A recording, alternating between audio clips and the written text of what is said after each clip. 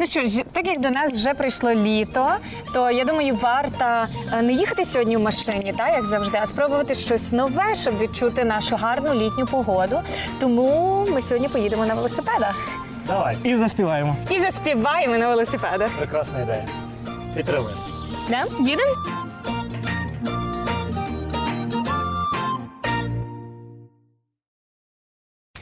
Я вибрала на сьогодні дуже гарну пісню, називається «Лісом-лісом». Ну, ми їдемо парком-парком, але щось тут є схоже. В нашому варіанті буде лісом-ліс. Так, заспіваємо.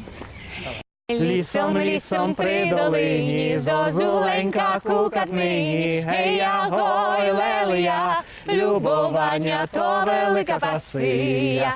Гей-я, гой, лелея, любовання то велика пасия. Ми зозулі не слухали, лемби з меся любували. Гей-я, гой, лелея, любовання то велика пасия. Гей-я, гой, лелея, любовання то велика пасия. Лісом, лісом за горами, ходьми мила за грибами. Гей-я, гой, лелея, любовання то велика пасия. Гей-я, гой, лелея, любовання то велика пасия. А ми грибів не збирали, лемби з меся любували. Гей-я, гой, лелея, любовання то велика пасия. Гей-я, гой, лелея, любовання то велика пасия. Лісом, лісом за гора, Ходімо, мила на ліжки. Гей-я, гой, лелея, любовання то велика пасия. Гей-я, гой, лелея, любовання то велика пасия.